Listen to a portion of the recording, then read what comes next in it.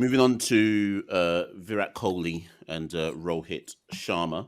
Obviously, up next, we're talking just Test cricket, so we're not talking about the white ball stuff. So you know what question I'm going to come with. So we're not talking white ball stuff.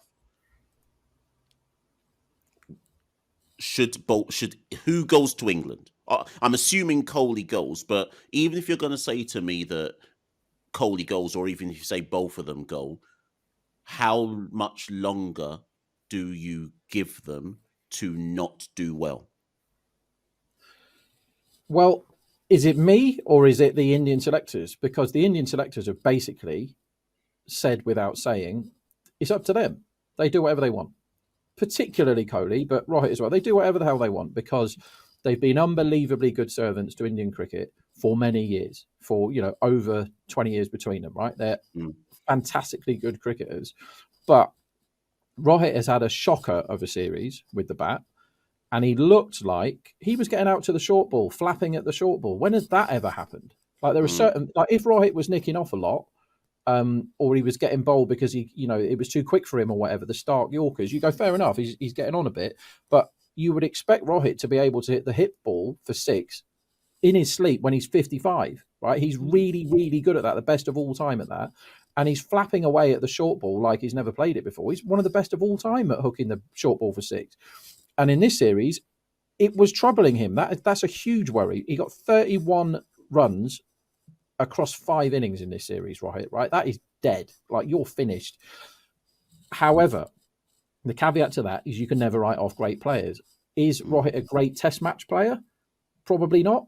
When we boil his career down, when it's all finished, probably not. He will go down as somebody that could open for the world 11 and probably the all-time 11 in ODI cricket, Rohit. I don't think Test has been his format. He's not had a career where he's played, multiple years over and over again. He's been in and out. He's played 65 Tests or something and averaged 40. It's fine, but it's not great. He looked like he's done.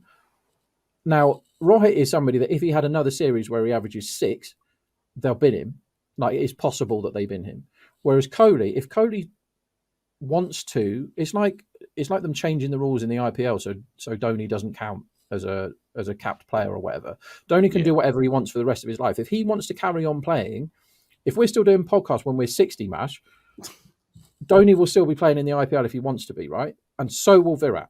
If they want to, they can carry on and do whatever they want in Indian cricket. Kohli is way beyond normal people in terms of what you can expect to happen to him. And Kohli will retire when Kohli wants to retire, and he will not be told that he has to stop. Now, that is because yeah, good answer. But I'm asking you. Yeah, I'd say Rohit. It's time if he played for England or if he played for the West Indies, in my case, in fairness, if he played for the West Indies, I'd be expecting him. I'd ask him to carry on because of what he's done in the past. But if he played for England, I think England would be looking to retire him. Well, England pushed Jimmy Anderson out the door when he was their best player, having had their second best bowler quit the year before. So England are mad. England would have booted Rohit and Kohli before this series probably, and not allowed them to have a walk around the ground shaking hands after their last game. It appears. I mean, don't get me started on what England are doing wrong because we're not talking about them today. If it was me, I would give Rohit a break and say, look, we need you in the Champions Trophy, which is a big thing. Whether or not they need him is a different conversation. You could go to Jaiswal and Gill now and say it's the new guard, it's your time. But if you want to elongate Rohit's career and go, right, Champions Trophy for you. If you're crap, we've got people waiting in the wings to replace you who are very, very good at cricket. They don't need Rohit in Test right now. They certainly don't need the version of him that's averaging 6. So yes, I would bin him. Virat, it's a much more difficult one because you have to consider the man and the ego and the legacy and all this sort of thing. If you're doing it on cricketing reasons, he should be dropped after that series because he kept getting out in the same way. Now you can put any series down as a blip or an anomaly. Like when you work in statistics all the time, you've got to be very careful of just like small sample sizes of somebody batting 5, 6, 10 times. It's not that much. But what you can, like Virat might have been unlucky. There are some series that people play, like Labuschagne, if you run his career back, he could have his career a million times and never average as much as he does now. He's the luckiest man ever. He just gets dropped all the time. There's something that happens to people when he's batting. Whereas you can put some series down as bad luck, is what I'm trying to say. But this one for Virat, you can't, because he kept getting out in the same way. The ball angled across, nicking it off to second slip. He kept getting out like that every innings. It looks like he's got a technical flaw now, which I didn't pick up on 3 months ago when he was getting out in all sorts of different ways. He is somebody, yes, you probably would, and you'd start looking to the future now and saying, Virat, if you want to carry on in the white ball stuff, please do. Particularly ODIs. Like, you still want Virat as an ODI number 4 these days.